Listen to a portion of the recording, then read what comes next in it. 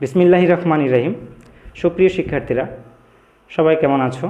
বৈশ্বিক এই মহামারীর দুঃসময়ে আমরা যারা ছাত্র আছি, পড়াশোনা করছি, তারা এই সময়টাকে অযথা নষ্ট না করে আমরা আমাদের সিলেবাসের পড়াগুলো একটু একটু করে যদি পরে এগিয়ে রাখি, তাহলে আমাদের পরবর্তীতে পরীক্ষা যখন আসবে বা পরীক্ষা যখন হবে, তখন আমাদের খুব সুবিধা হবে।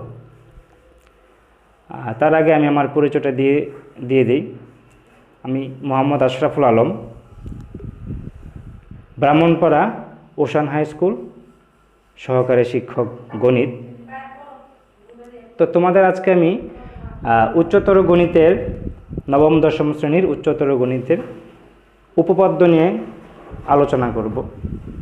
উপপাদ্য অনেকের কাছেই খুব একটি আতঙ্কের নাম। অনেকেই উপপাদ্য মুখস্থ করার চেষ্টা করে, কিন্তু আদৌতে উপপাদ্য মুখস্থের বিষয় নয়। তো যেন মুখস্থ করতে না হয়, এক দুবার প্র্যাকটিস করলে যেন মনে থাকে, ওই রকমভাবে আমি উপপাদ্যগুলো আলোচনা করার চেষ্টা করব ধাপ বাই ধাপ। তো ক্লাসেও আমরা অনেক উপপাদ্য শিখেছি। তো আমরা সামনের সিলেবাসের যে উপপাদ্যগুলো বাকি আছে সেই উপপাদ্যগুলো নিয়ে আলোচনা করার চেষ্টা করব। আশা করি সবাই মনোযোগ সহকারে এই ভিডিওগুলো দেখবে, এবং যখন ভিডিওগুলো তোমরা দেখবে তখন অবশ্যই খাতা কলম সামনে নিয়ে ভিডিওগুলো দেখবে। তাহলে ভিডিওগুলোর সাথে সাথে তোমরা প্র্যাকটিস করলে অবশ্যই তোমাদের এটা খুব ভালোভাবে আয়ত্ত হবে। তো শুরু করি আমরা, সবাই খুব মনোযোগ দাও। প্রথমে যেই উপপাদ্যটা আমরা আলোচনা করব সেটা হচ্ছে আমাদের উচ্চতর গণিতের তৃতীয় অধ্যায়ের 3 নম্বর উপপাদ্য। এই 3 নম্বর উপপাদ্য আলোচনা করতে গেলে আমাদের প্রথমে যে বিষয়টা লাগবে সেটা হচ্ছে পিথাগোরাসের উপপাদ্য। সমকোণী ত্রিভুজের ক্ষেত্রে পিথাগোরাসের উপপাদ্য আমরা সবাই জানি। তো এই পিথাগোরাসের উপপাদ্য ব্যবহার করে, এবং আরেকটি গুরুত্বপূর্ণ বিষয় লম্ব অভিক্ষেপ। এই লম্ব অভিক্ষেপ সম্পর্কে আমাদের জানতে হবে। তো চলো আমরা লম্ব অভিক্ষেপ সম্পর্কে কিছুটা জেনে নিই। লম্ব অভিক্ষেপকে দুইটা ভাগে আমরা ভাগ করি।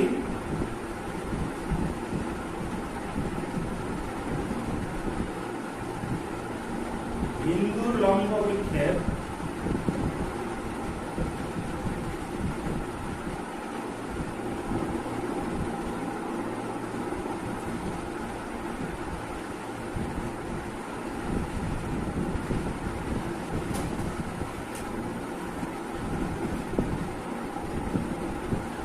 রেখার লম্ব বিক্ষেপ।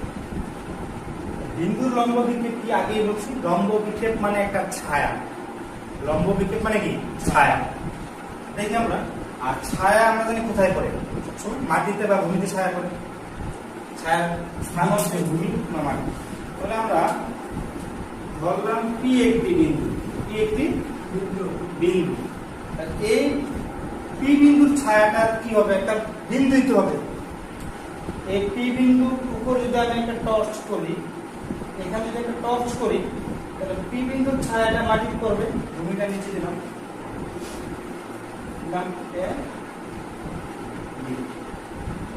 প্রথমে আমরা বিন্দুর লম্ব বিক্ষেপ, যেহেতু কথাটা বললাম,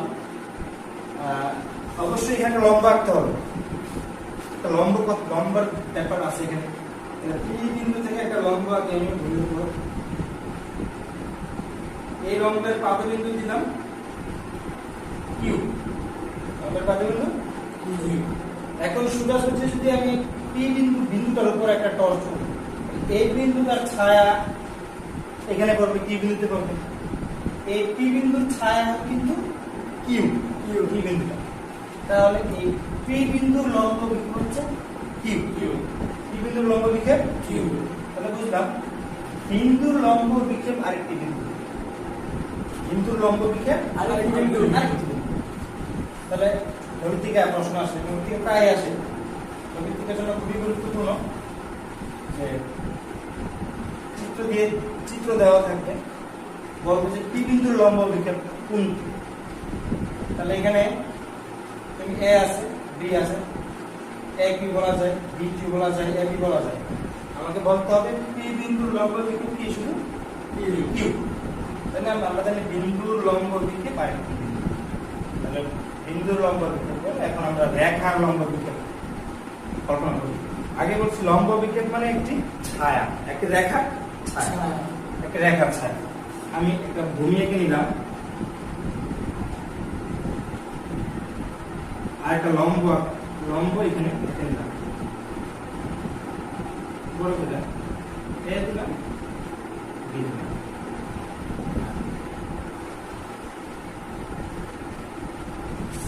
আমি প্রশ্ন এখানে এই লম্বের পাদবিন্দু দিলাম ডি। এবার বললাম যে এসি রেখার লম্ব বিক্ষেপ কি?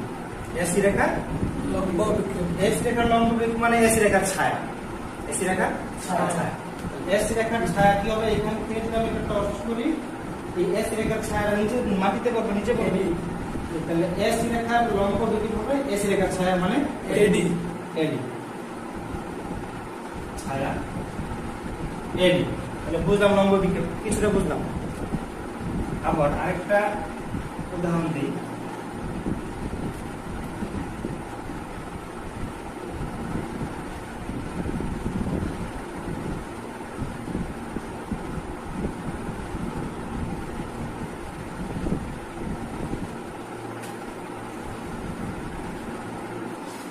বললাম উপর থেকে টর্চ করলাম, হ্যাঁ, তাহলে এবি এর ছায়া কোথায় করবো? ও এক্স অক্ষে করবে।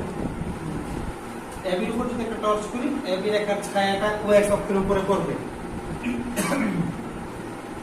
তাহলে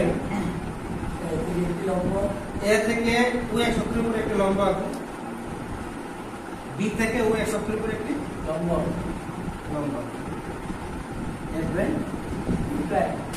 বিজ্ঞান ছায়া আছে। তাহলে কি বলতে পারি আমরা? এবি রেখার লম্ব বিক্ষেপ এ প্রাইম বি প্রাইম, এবি এর ছায়া হচ্ছে এ প্রাইম বি প্রাইম। এখানে টর্চ করলাম, এবি রেখার ছায়াটা ও এক্স অক্ষের উপর করবে। এই যে ছায়ার দৈর্ঘ্য, এই ছায়ার দৈর্ঘ্যটা হচ্ছে লম্ব বিক্ষেপ, এবি রেখার লম্ব বিক্ষেপ। ঠিক আছে? এই লম্ব বিক্ষেপের ধারণা থেকে আমরা পিথাগোরাসের একটা গুরুত্বপূর্ণ সূত্র প্রমাণ করব।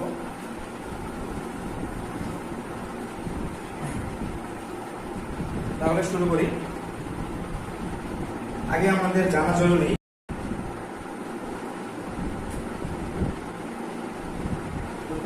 বলেছে যে স্থূলকোণী ত্রিভুজে, কি ত্রিভুজে? স্থূলকোণী ত্রিভুজে, স্থূলকোণী ত্রিভুজ এঁকে নিয়ে আমি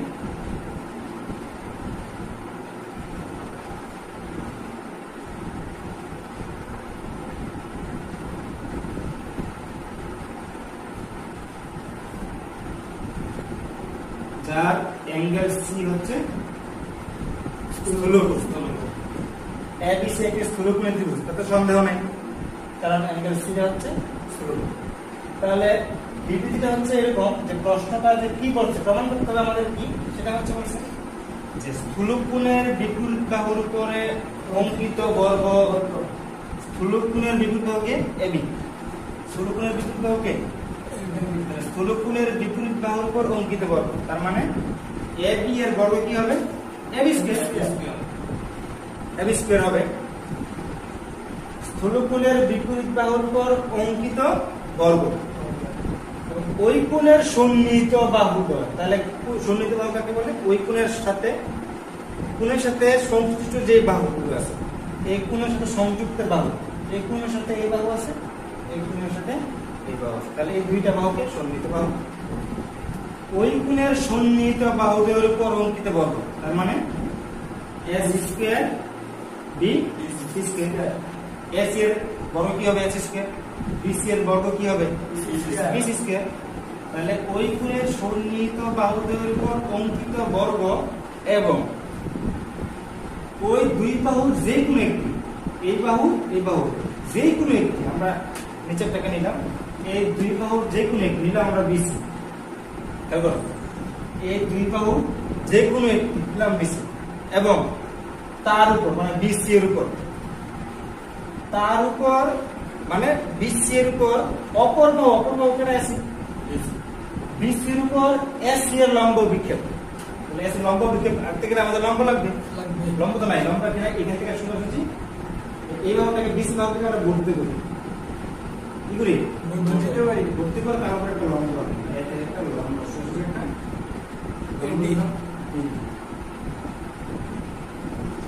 তাহলে প্রশ্ন করছে যে ওই দুই বাহুর যে কোনো একটি বিসি এবং তার উপর মানে বিসির উপর অপর বাহু এসি বাহুর লম্ব বিক্ষেপ, তাহলে বিসির উপর এসি এর লম্ব বিক্ষেপ কি হবে সিডি, আচ্ছা এসি এর ছায়াটা কি হবে সিডি, ক্রস করলে এসি এর ছায়াটা যে সিডি তে করবে সিডি, তাহলে এই এসি এর লম্ব বিক্ষেপ হবে সিডি, তার উপর অঙ্কিত লম্ব বিক্ষেপের অন্তর্গত আয়তক্ষেত্রের ক্ষেত্রফলের দ্বিগুণের সমষ্টি সমান। এটা হচ্ছে স্থূলকোণী ত্রিভুজ সম্পর্কিত পিথাগোরাসের সূত্র। স্থূলকোণী ত্রিভুজের ক্ষেত্রে পিথাগোরাসের সূত্রটা আমি আবার বলি যে স্থূলকোণের বিপরীত বাহুর উপর অঙ্কিত বর্গ, স্থূলকোণের বিপরীত বাহুর উপর অঙ্কিত বর্গ এবং ওই কোণের সন্নিহিত বাহুর উপর অঙ্কিত বর্গ, সন্নিহিত বাহুর উপর অঙ্কিত বর্গ এবং ওই দুই বাহুর যে কোনো একটি, এই বাহু অথবা এই বাহু নিলাম বিসি, এই দুই বাহুর যে কোনো একটি এবং তার উপর অপর বাহু, তার উপর এই বাহুটার উপর অপর যে বাহুটা আছে এই বাহুর লম্ব বিক্ষেপ কি সিডি, সিডি অন্তর্গত আয়তক্ষেত্রের ক্ষেত্রফলে, আয়তক্ষেত্রের ক্ষেত্রফল দৈর্ঘ্য প্রস্থ, অর্থাৎ এরা গুণ এটা বড়টা ছোট, তাহলে এই যে বিসি ইনটু সিডি তার অন্তর্গত আয়তক্ষেত্রের ক্ষেত্রফলের দ্বিগুণের সমষ্টি কি সমান। এই হচ্ছে বিবৃতিটা, আমরা এখন প্রমাণের জন্য উপপাদ্যের মেইন উপপাদ্য চলে যাবো আমরা, আমাদের এত প্রমাণ করতে হবে, খুবই সহজ একটি উপপাদ্য। আসলে প্রথমেই বিশেষ নির্বাচন দিব, বিশেষ নির্বাচনটা হচ্ছে চিত্র নির্ভর বর্ণনা, চিত্র নির্ভর বর্ণনাকে বিশেষ নির্বাচন করব আমরা।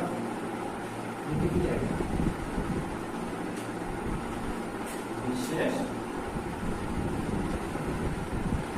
এটা করতে পারি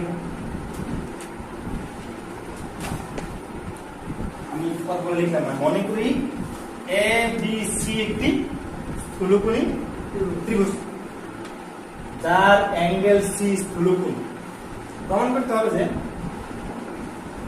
a স্কয়ার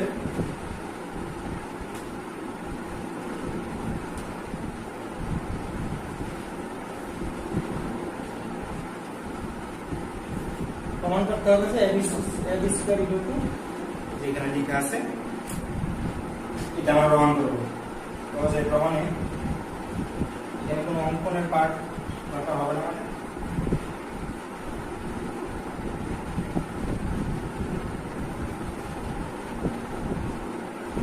এখন যেটা লিখব প্রমাণে বিসি বাহুকে ডি পর্যন্ত বর্ধিত করি, বিসি বাহুকে ডি পর্যন্ত বর্ধিত করি না প্রমাণ কি বিসি বাহুকে ডি পর্যন্ত বর্ধিত করি,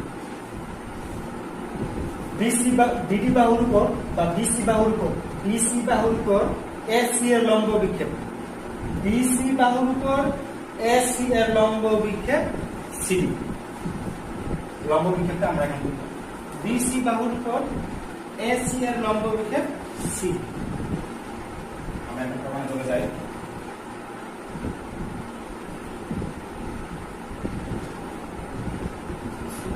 সিডি ঠিক আছে। তাহলে এবার আমরা এই প্রমাণটা আমি দেখো এখানে ত্রিভুজ সমকোণী ত্রিভুজ দুটো, এটা কিন্তু লম্ব যেহেতু অবশ্যই এটা সমকোণ, যেহেতু লম্ব আছে অবশ্যই সমকোণ, তাহলে দেখো এখানে ত্রিভুজ কোন আছে দুইটা, এ ডি সি একটা ত্রিভুজ, এ ডি সি একটা ত্রিভুজ সমকোণী ত্রিভুজ, আবার এ ডি বি একটা সমকোণী ত্রিভুজ, দুইটা ত্রিভুজ। আমরা প্রথম এই ধাপে ধাপে যাই, প্রথম এই ছোট ত্রিভুজটা নিয়ে কাজ করি, ত্রিভুজ এ বি সি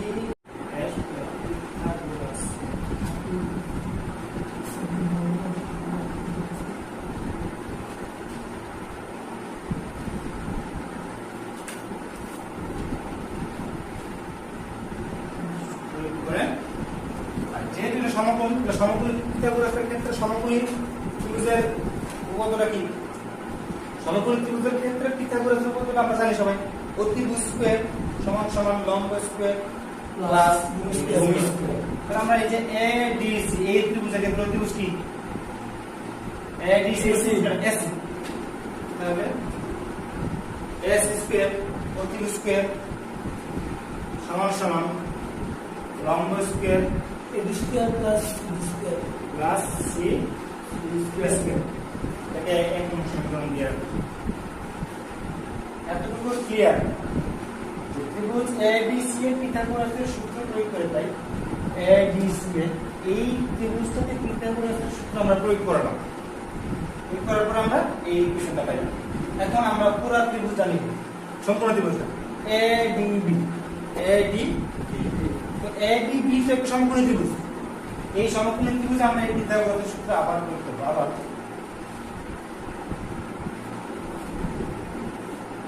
ত্রিভুজ ADB এ সাদা লিখি, এই কথাটা উপরে লিখি না, সমস্যা নেই। সমকোণী লিখা হবে।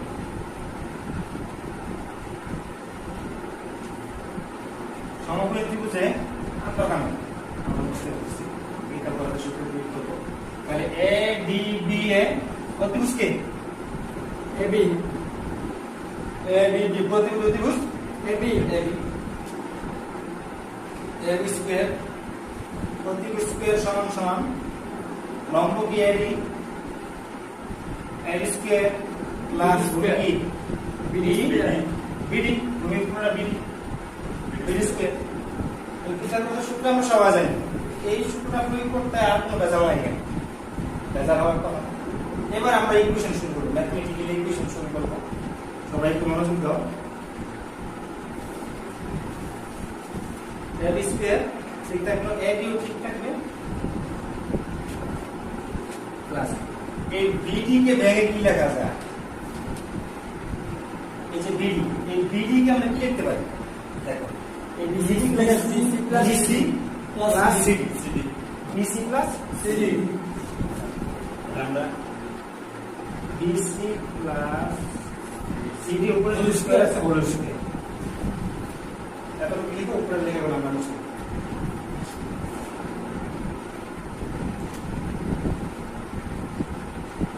ঠিক আছে? তাহলে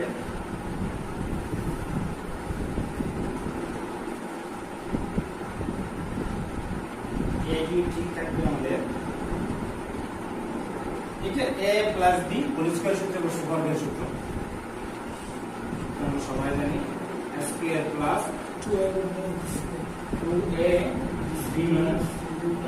প্লাস B স্কয়ার মানে CD স্কয়ার। ঠিক আছে? এতটুকু ক্লিয়ার সবার?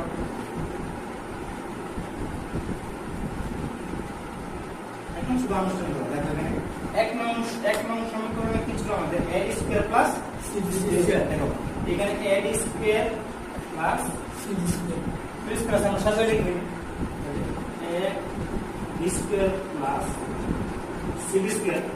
আগে থাকলো কি এখানে? BC square plus 2BC CD। ঠিক আছে? বা প্রমাণের ধার টানতে আমরা এই AD square plus CD square এর মান কত? AC square plus CD square মান হচ্ছে AC স্কয়ার। এটা এক নং হবে, আমরা এক নং এর পেয়ে যাব। তাহলে আমরা এইটার মান লিখব আমরা AC square C square plus সেটা ঠিক থাকবে।